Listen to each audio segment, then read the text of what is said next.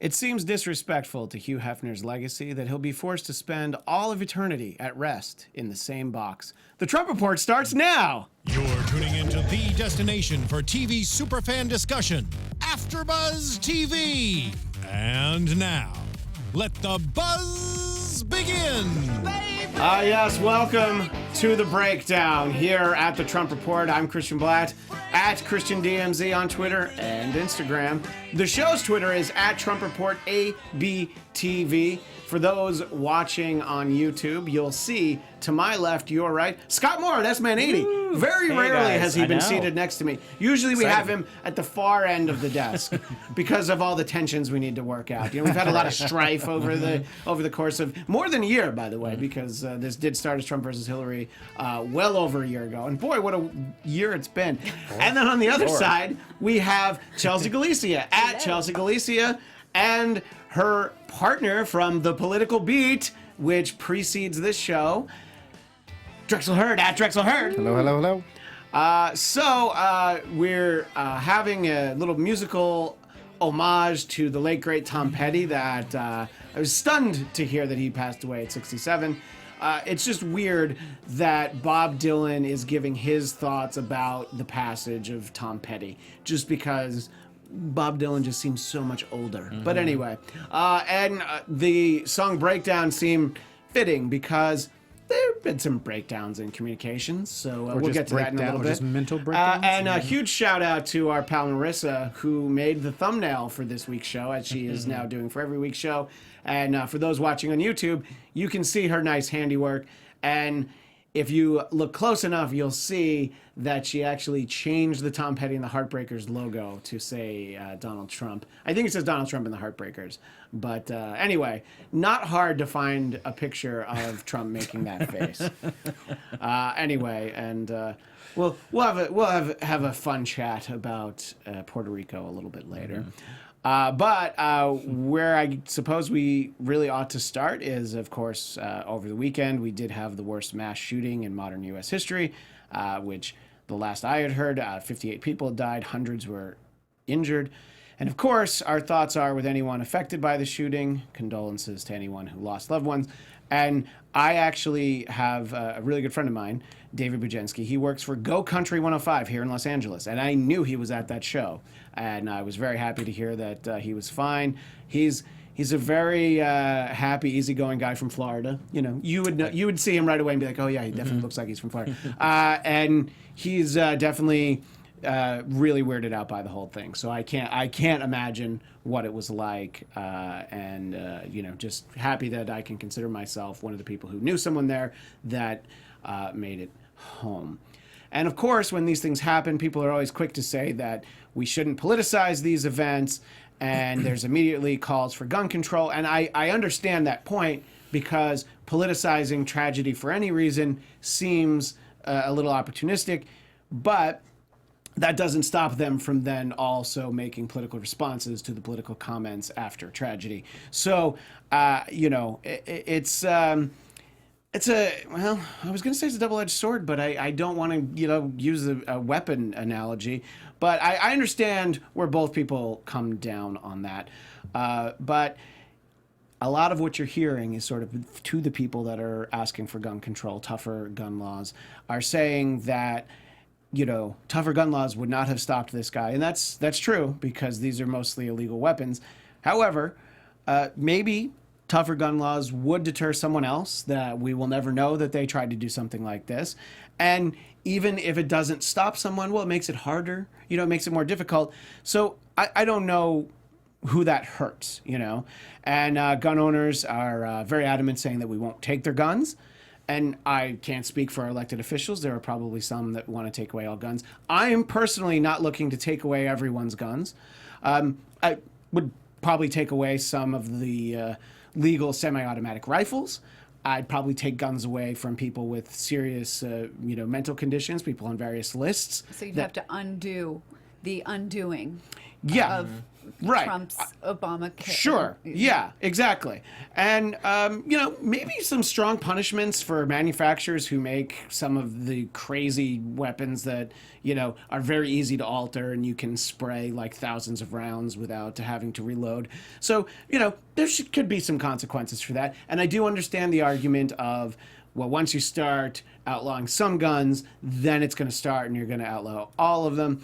And, it's very easy to point to a country like Canada, and it's like, oh, Canada. Well, Canada doesn't even have free speech. So, to tell them that they can't have guns, they're like, oh, that's okay. We don't really need them anyway, just for hunting, eh? So, thank you. That was my Canadian guy. See, there's the cough I told you about. Anyway, so I don't know. Those are just some random meandering thoughts that I had about all of it. And we are going to talk about all of it here because that's what we do. Maybe if we were doing this show Sunday night right after it happened, maybe I wouldn't feel like it was appropriate. But everybody else is talking about it right now. And because you're seated next to me, I'm going to, for the first time, I'm going to start with Scott. So, Scott, gun control, what do you think? Yeah, Mike. I mean, where do we begin? Unfortunately, I have a really close friend of mine that lost one of her best friends from childhood that she's known for over 30 years. On Sunday night. Yeah, so I'm sorry to hear it hits that. a little closer to home, and Sure. of course, I'm from Orlando, and I'd been to Pulse nightclub when that happened last year, which we thought we were not going to ever eclipse that. Yeah. Last year, and here we are, only 16 months later, and we've already just roared right past that, and it's horrible. I mean, beyond worse, because not only do you have 59 killed, but you also have hundreds of people injured. I heard 500. Where you're thinking at least in some of these other ones, it was about 30, 40, 50 people, but now you're talking about 500 plus potentially, and it's overwhelming, and I think that's why you're seeing more people now are like, okay, enough is enough. The problem is, like you said, there's too many people with the Second Amendment, pro-guns, and a Republican Congress that's been bought by the NRA and a Republican president, and we're not going to see any changes. If nothing had changed from 2012 from Newtown with a bunch of little kids, this is not going to change. When nothing either. changed after that, That's it was fairly that was the apparent. breaking Like, point. okay, so yeah, Right. if you can't see the pictures of all those kids and don't feel that there's any yeah, need. and that's when you knew that it'd be great to see. See, the problem is they won't even talk about it. To have a conversation. If it ended with no change, that would be frustrating. But it's like, well, at least they had the conversation, Right. and then the Republicans outnumbered them, and But that's, I think, what makes me even more sad to think about that it's not even going to go anywhere, and nothing's going to change. And I get both sides to it, but the Second Amendment started back in 1700s. It was a whole different world then.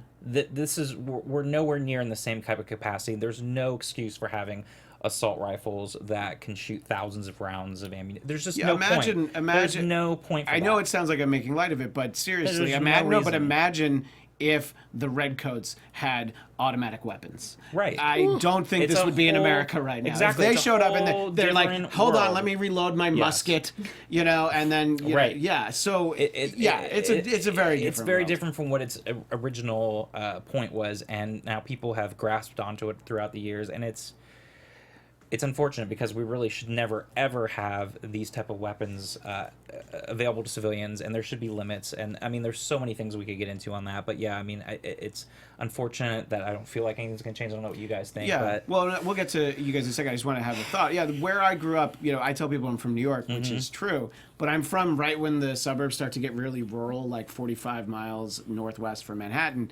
And like the town over, there's cornfields and cows and all that. And legitimately, in my school, kids that I knew would take off, not go to school the first day of hunting season because they go hunting Right. with their dad. So I certainly understand Right, people I have having friends that guns do in the that too. home. And my cousin is a hunter. I know a lot of people who do that, and I understand that. And there are people that would like to take away hunting rifles, I'm sure. Sure. I understand personally, that. I get it. I'm Yeah. not a hunter, but I No, get it. I'm not either. But yeah. But when it's harder to get a Sudafed, this local CVS than it is to get That's thousands true. of rounds of You ammunition. should have seen how, I'm not even kidding, you should have seen there's how a hard it problem. was for me to buy Mucinex this afternoon Right. at Target. I mean, there's seriously, there's a problem when it's harder for that than it is for people to get thousands of rounds of ammunition and have a stockpile of weapons. I mean, it's out of control. Chelsea, your thoughts? Well, you guys are more generous with the hunters than I am. I figured as I know, much. I'm not a hunter. I don't like it. But I am not a hunter, and I but- don't understand it, and I wish that people would grow a conscience and have compassion and maybe some empathy for all living beings. I agree with you. But what if you had to shoot kale? If like the only way to get kale was if you shot it, would you understand then? Yes. Okay. All right. I just wanted to know if we could have a rational conversation Because about I am okay with killing foliage to eat it. Okay. So cutting down trees and pulling vegetables out of gardens is okay. What if you had to shoot the trees down to knock them over? You guys are getting carried away. A little. But anyway, please. I'm sorry.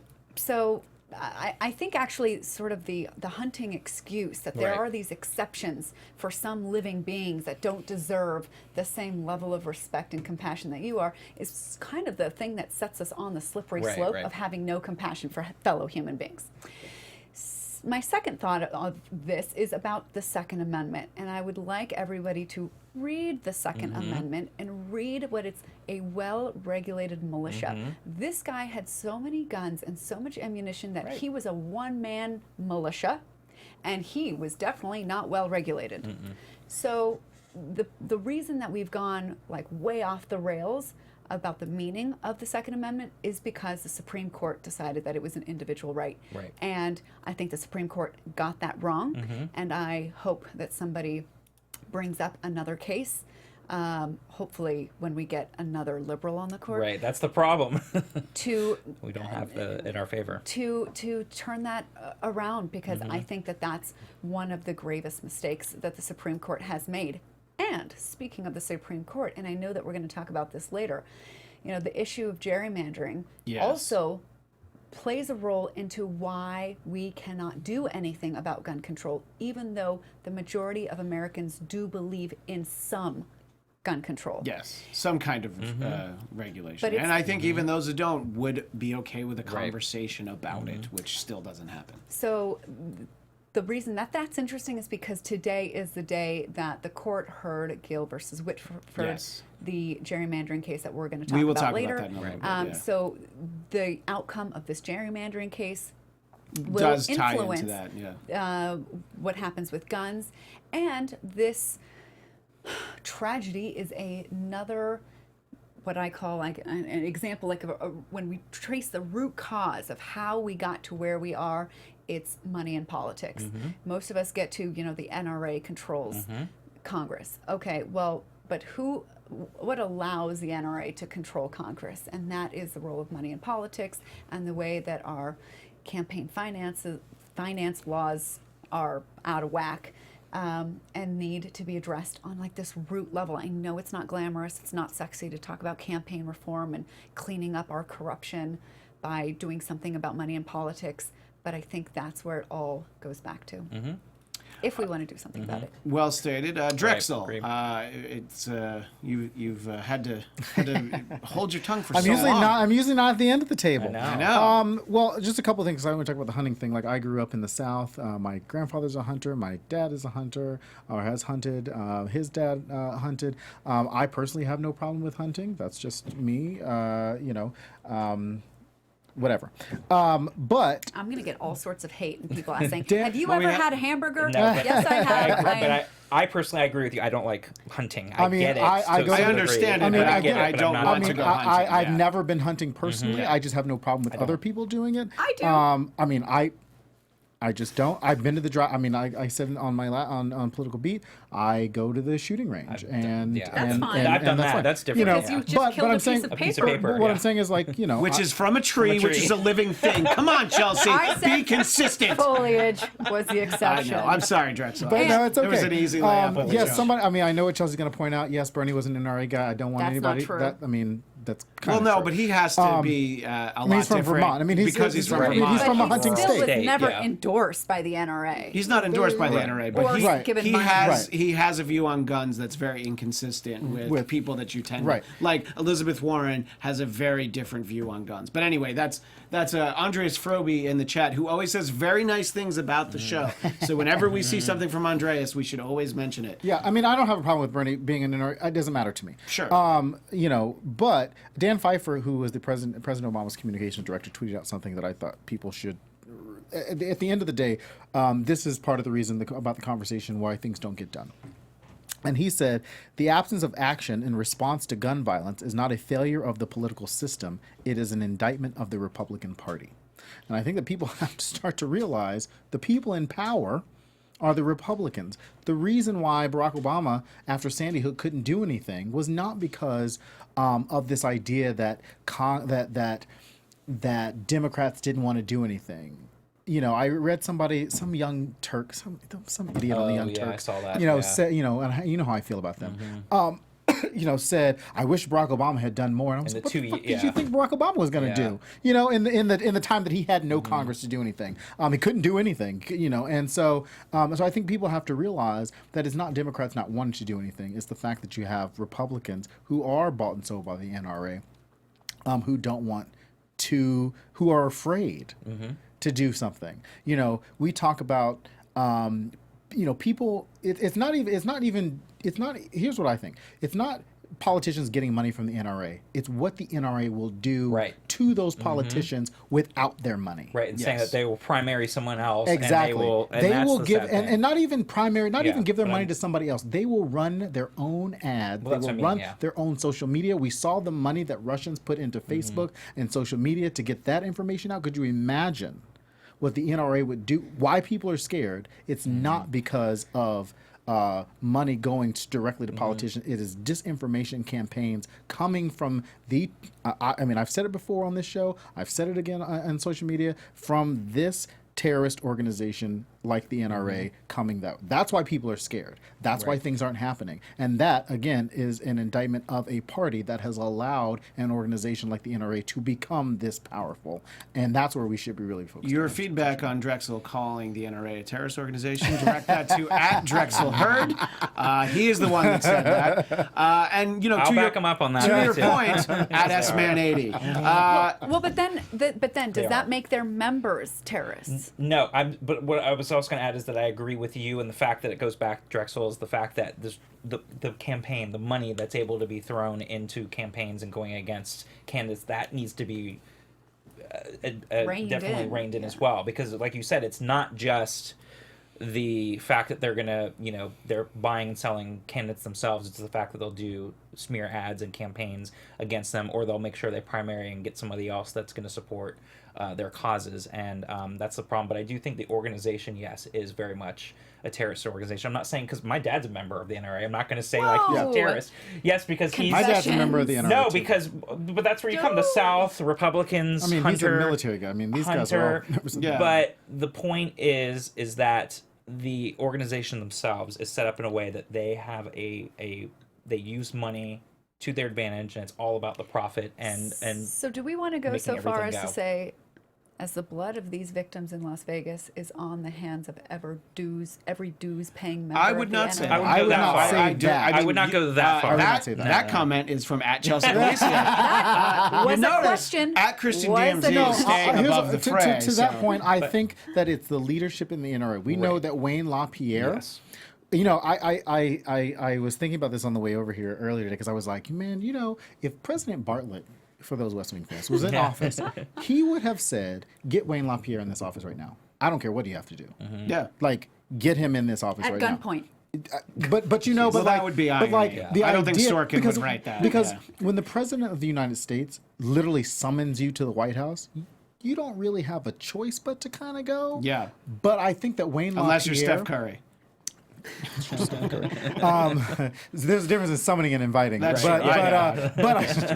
It's a fine line, though. That's derailed your funny. point. That's I'm funny. But I do, as far as I remember, President Obama did invite Wayne LaPierre to the White House, and Wayne LaPierre turned that invite down, which there is no reason to turn down an invitation from the No, White House. if you're able to get an audience with whomever the president Right. is, there's always value in getting FaceTime with the president. No matter who it is, no matter what your issue is, you at least get to look at them and say, this is how I feel about this. And if he doesn't listen, he or she doesn't listen. Right. I'm sorry, let me be more inclusive. That's fine. You had the time to speak with the president. And that's very surprising. I actually forgot that you mentioned we that. know that years ago, Wayne LaPierre, in front of us on a House panel, our House committee, talked about background checks. This was something the NRA was in favor of years ago. Somehow they've gotten so far to the right in Wayne LaPierre's crazy, warped mind that now the NRA won't even entertain the idea when 80 to 90% of the American public is for some form of advanced background checks on guns in the country. And the fact that we can't even have a conversation on that after Sandy Hook, after this, is a little crazy. But again, it goes back to an indictment of the party that's in control. Our friend R. Scott Brown in the chat. I enjoy the individual right. He's speaking about hunting and the right to own guns. I want to make sure that guns are not in the hands of people who are unfit to own them. I'm a Jesus-loving, truck-driving, gun-toting liberal. That's who he is. And to a point that you made earlier, Drexel, sort of the NRA leveraging elected officials, to that extent, I can imagine probably not high profile, but there have to be Democrats who are also leveraged depending on where Heidi the district is. Heimkamp, Yeah. Joe Joe Manchin. I mean, any of those. Because you said or Republicans, which of course I just wanted to point out that yes, there are certainly- Democrats like and that, yes. just a few Democrats being leveraged is plenty, to sort of create a lock on in this those issue. in those more purplish red states, Right, yeah, absolutely. those And like rural I said, states, it's not yeah. necessarily the politicians that they are interested in what the NRA has to say. They take that money because they're afraid. It's almost like a domestic abuse victim that takes it.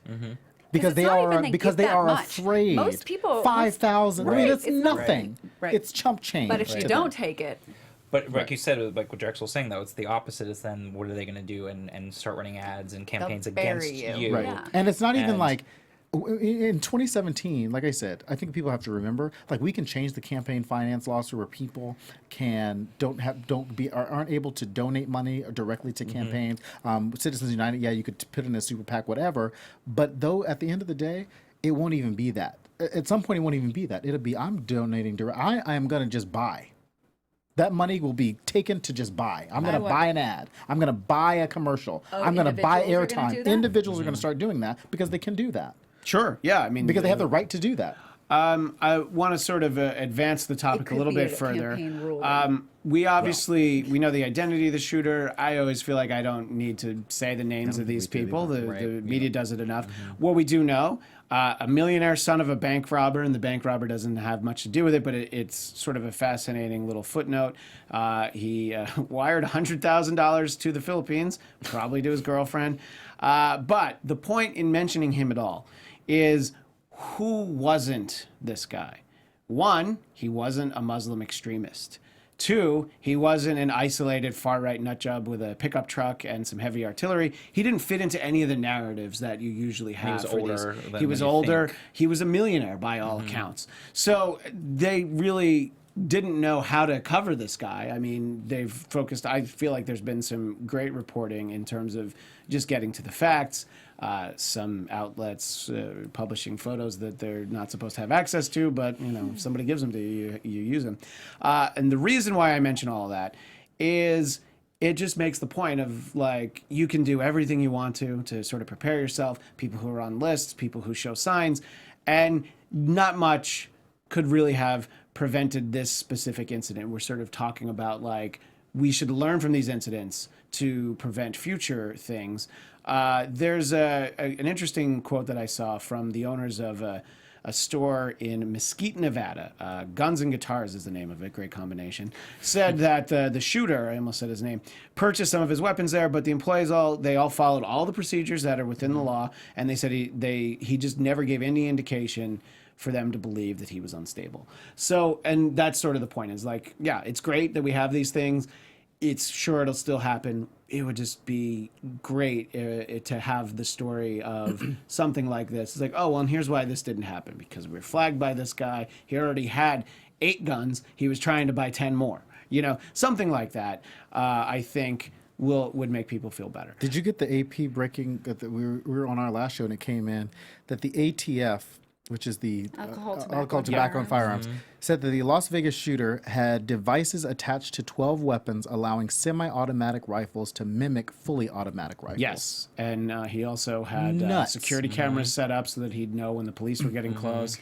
At first I thought, because I had heard that he is a gambler, and I Sure. thought maybe somebody dicked him over and he was pissed off, or he lost a lot of money or something.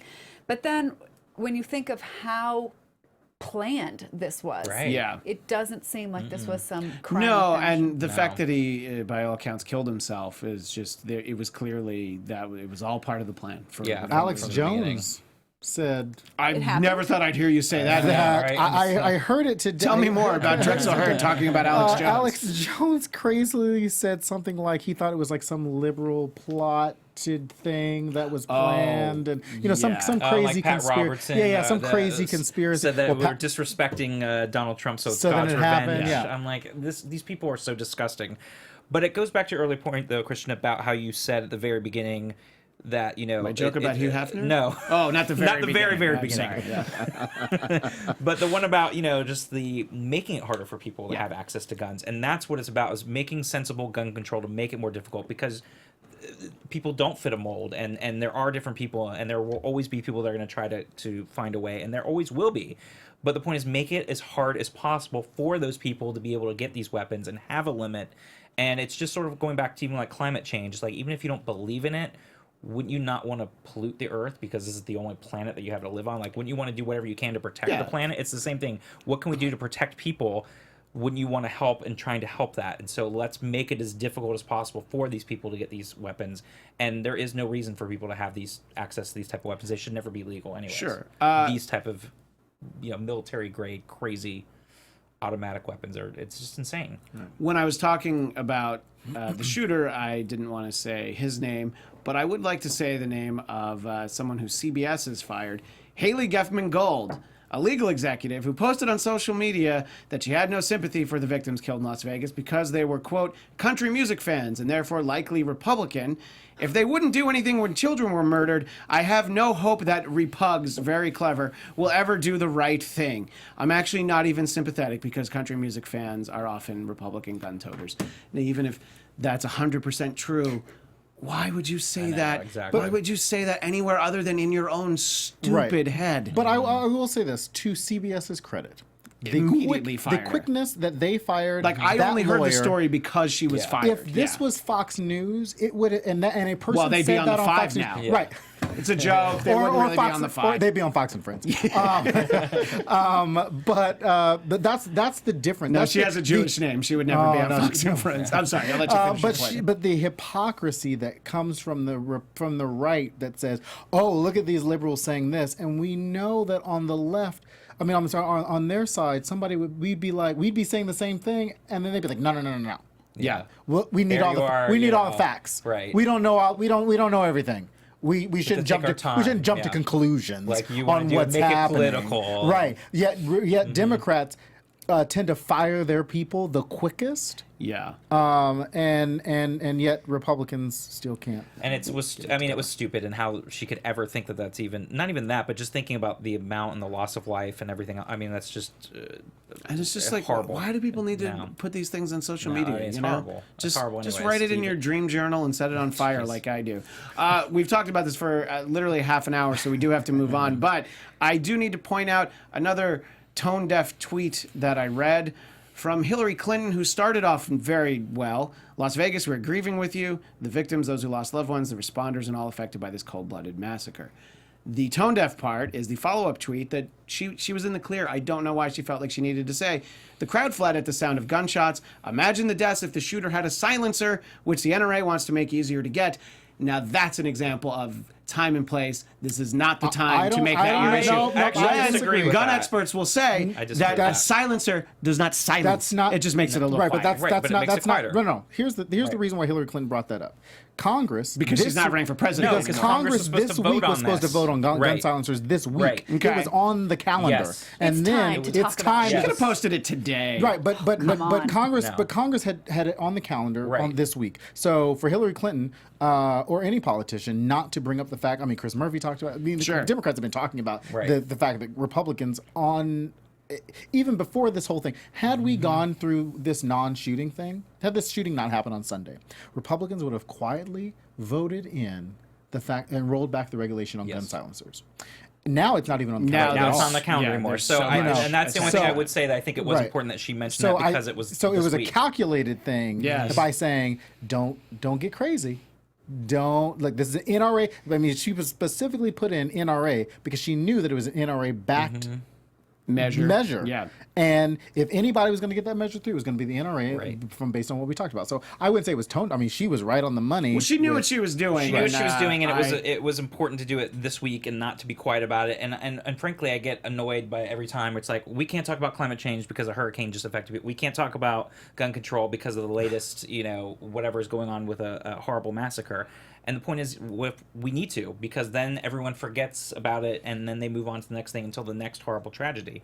And I think it was very smart of her to bring it up today or when she did yesterday, because it was on the calendar. And if people didn't bring it to people's attention, Well, could have Dear- still been voted on. I this do week. want to move on. Hold on. Dear Speaking Bodega of- Ninja, I there know. are no Republicans on this panel. But not so- because we haven't tried. Not because we haven't No, tried. I have tried. Also, I've the gone very far. argument that Hillary Clinton is trying to remain relevant. First of all, Hillary Clinton will always be relevant Yeah, that's because true. she is The a first lady. lady. Former first She's the lady, former right, first. and the- she's And the only woman right to win a nomination Right. and, And the more popular votes vote. and the popular vote and the more votes than any white man in American history. Yes. So yes, she will remain Right, relevant. she So will. you're gonna have to get over that for a Yeah. little bit. But happy birthday to Anthony in the booth, by the way. Yay. Happy birthday! It was yesterday, but we had cake today, so it's like What? I enough missed for cake? I missed Yeah, cake. you too. guys There were were doing cake it. You pops guys were out doing there. your I I saw show. was that. barking and I missed Anyway, cake. speaking of tone deaf Anthony in the booth, we have a video Tone that Deaf will be a Anthony? perfect transition to talking about Puerto Rico.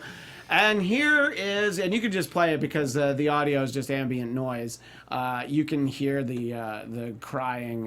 Yeah, President Trump. For those Is watching this on a YouTube, basketball game where so they chuck he's t-shirts he's into the basically crowd? throwing towels. Yeah, what I was gonna say, it's basically like he's a member of the Pod Squad at Padres games where they throw T-shirts into the crowd. This is he paper came back towels? out much like somebody at a sporting event. He came back out with a hot dog gun and he shot hot dogs to everyone. So obviously everybody had a great time there. And I saw this posted with the caption, "This is the only way that President Trump could think of to help Puerto Ricans without having to touch them." That was a joke that I saw online. I don't actually know where I got it. But we, in our final moments here, we should really talk about Puerto Rico. Final moments. And we have 10 minutes 10 left. minutes. Wow. That's why I didn't want to read that comment from the chat. They say hindsight is 20/20, but by way of comparison to the way that President Trump has handled Puerto Rico, it turns out Brownie was doing a heck of a job. President Trump was in Puerto Rico today, and after he talked about what a tremendous, amazing, incredible, I don't know whether he used all those words, but he used most of them, job that they're doing, he made sure to let Puerto Rico know that it was wreaking havoc on our budget. But that's okay. And that all he's been hearing are thank yous. And that seems to be the predominant story with the way President Trump is handling Puerto Oh, Rico. and there's so many other things we could say about that. But to President Trump, Puerto Rico needed to take care of themselves. They should work harder, be better with their money. You'd think he was talking to an island full of welfare recipients. He's just saying, like, this is really your fault. We're going to help you out, but we don't want to. And my final point, and then we'll let you guys weigh in. He added that Puerto Rico and the Puerto Ricans should be proud that only 16 people died in Hurricane Maria compared with the thousands killed, quote, in a real catastrophe like Hurricane Katrina. Drexel, because you had to go last for the first time. Drexel, I'll start with you. Can you react to that? Are you wiping tears away? I think it's just the Shock and awe. I just, it's one of new those low. things, right? But you can't. Every day is a new low. That's the thing. It's like you just. Pretty soon we're we- going to see the other side of the earth looking Right. down at the hole that he's. we don't want to obviously normalize it, so we himself. can't get like oh my god, yeah, it's just Donald Trump, crazy old uncle saying that shit again. Like we don't want to say that, because I think because it's very serious. Donald Trump obviously doesn't understand the gravity of the situation, and if he does, then he does not care. But he cares more about about how he is being perceived than about his efforts on the ground. And you saw that over the weekend in the exchange with the San Juan mayor. She didn't directly attack him. But Democrats told her to be nasty to Trump. Apparently, Yes. right. Like that was the memo. First of all, for folks that Third don't know, person. Puerto Rico doesn't have political parties, and so there's nobody affiliated down there. They just so happen to vote Democratic for Democrats every time because Right. who better to help black, brown people in America?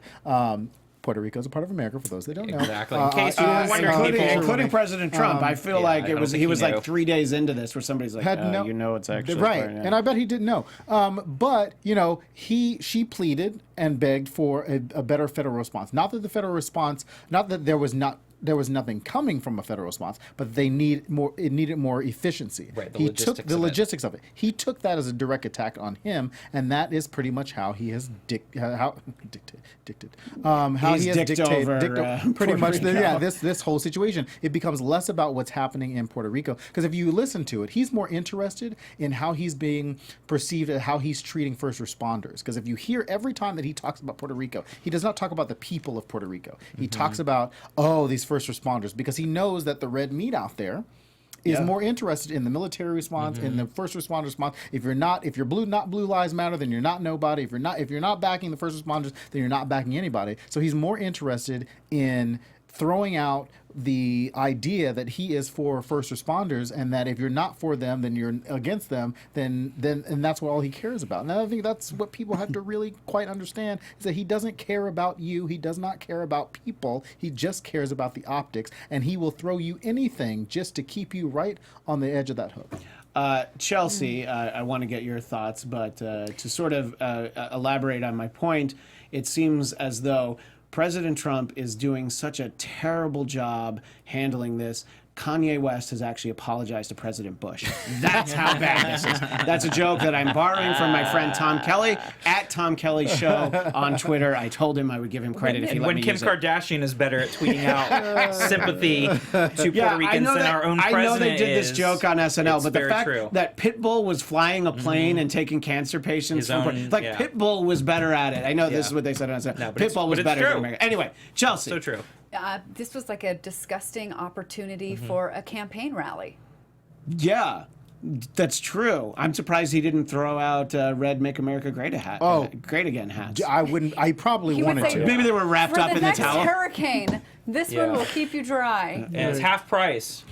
Yeah, Scott. I want to give you time for the gerrymandering. So Yeah, that's all I got. And Scott, I think that I mentioned George W. Bush. I think a lot of people probably would take him. I know we had that question We not long did. ago. That was I think a at trick this question, point, but it was hard. I think at this point, people would be like, I kind of miss Nixon right now. I do. I say that too. I'm like, and I'm not putting it past that I want to see his birth certificate, because I think You he want to see might- Nixon's birth No, I certificate? want to see Donald Trump's. He's I not was gonna Nixon's son with an orangutan, because they're both paranoid, press scared, part I didn't see horrible, coming. lying, habitual liars. I mean, Don't they're talk so. badly about orangutans. Well, I'm just saying, just give them some credit. The They mom have was the standards. orangutan and Nixon was the dad, because there's just way too many. Don't get sued like Bill An Maher. There's way orangutan would too many not do similarities. Richard Nixon. Give them more credit than that. Maybe it was a blind orangutan. And they would still smell as aftershave. I know, Anyway, but- finish up your point. But the thing is, Scott. like, I had a Republican friend, and I still haven't written it back on Facebook, that somehow felt the need to write me, which I never had put it out there, about how Puerto Ricans did, it's not up to the federal government to take care of them. I said, well, you live in Texas, and the point is, are you now telling your Republican governor to turn back the billions of dollars from the federal government? That battle was lost 90 years ago after the floods of 1927. Herbert Hoover at the time, was so insistent on not protecting Americans and using federal money that was up to states. And the point is, it's not even just a state thing, but even more so, the Commonwealth really depends on the federal government more than the state does. And the problem is they have no voting power because, like Drexel was saying, they don't vote for Congress. They have no representation in Congress. They do not vote for president. So they have no representation, and yet they're not a state. They're not independent. They're this in-between Commonwealth, and they really depend on the federal government to help. And logistically, it's very difficult, as Trump said, because it's a big ocean, big water. But quickly, because I do want to move on to the last thing. Because the logistical part, if people remember, the Obama administration had a logistical problem in Haiti.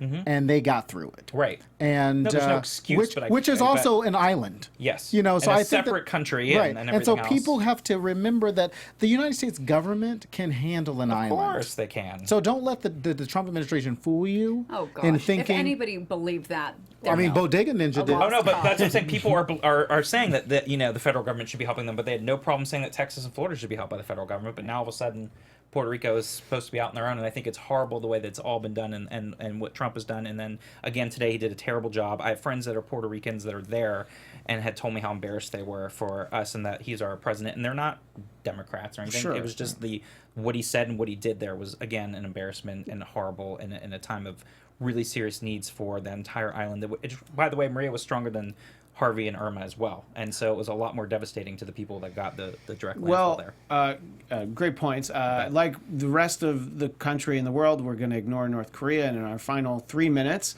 we are going to talk about how the Supreme Court is hearing this this plea to rein in partisan gerrymandering. Chelsea, I know you want to talk about this, so you explain it. I don't want to take up your time. You have 2 minutes and 45 seconds. Dear God, I don't know how to do this. Okay, gerrymandering. It's the drawing of district lines to benefit one party. So what the Republicans have basically been doing is cramming all the Democrats into one district or diluting them so much in other districts that the red smothered the blue. In other words, it's a way to manipulate the votes so that the voting of the opposite party is basically null and useless. And when it has been done along sort of racial lines even as a factor, the Supreme Court has knocked it down, ruled it unconstitutional. But the issue of whether partisan gerrymandering is unconstitutional is less clear. There was a case in 2004 about that, but the Anthony Kennedy didn't see a way to objectively measure if there was partisan gerrymandering going on, and so it got nowhere. This time, the challengers to the Wisconsin maps have some formula that they believe could be used to measure whether there is partisan gerrymandering. It could be applied across the country, because that's the tough thing. Do we, this one map in Wisconsin is going to be ruled unconstitutional, and then you're going to have every state bringing cases. So that's a little bit where it gets hairy. But this is so important because this is our right to vote. Gerrymandering sounds like this obnoxious, weird, like merry-go-round thing, but it is. If you believe in your right to vote, you should care about this case. It is probably the most important case of this session. And keeping in mind we only have 1 minute, the indication is that this could actually change with this decision. It might be leaning in a direction. All eyes are on Anthony Kennedy, and today he did not ask any questions, so he didn't really let on as to which way he was leaning. But it'll ultimately come down to him. I'm going to say that he's going to strike it down and rule it unconstitutional. That's what I'm hoping to. And we will certainly talk about it next week. It's interesting that you mentioned that the case centers around Wisconsin, or as Hillary Clinton calls it, where's that? We will see you next Tuesday. We'll be back at the same time, 10 Eastern, 7 Pacific, for Drexel Hurd at Drexel Hurd, Chelsea Galicia, Scott Moore at S-Man80. I'm Christian Bladt at Christian DMZ, and happy birthday also to our pal Brooke Soliz at Brooke Soliz TV, and of course, happy birthday, Anthony in the booth. We'll see everybody next Tuesday. Follow us on Twitter at TrumpReportABTV. Thanks, everyone. From executive producers Maria Menounos, Kevin Undergaro, Phil Svitek, and the entire AfterBuzz TV staff, we would like to thank you for listening to the AfterBuzz TV network. To watch or listen to other after shows and post comments or questions, be sure to visit AfterBuzzTV.com. I'm Sir Richard Wentworth, and this has been a presentation of AfterBuzz TV. Bodega Ninja, could you shut up? The views expressed herein are those of the hosts only and do not necessarily reflect the views of AfterBuzz TV or its owners or principals.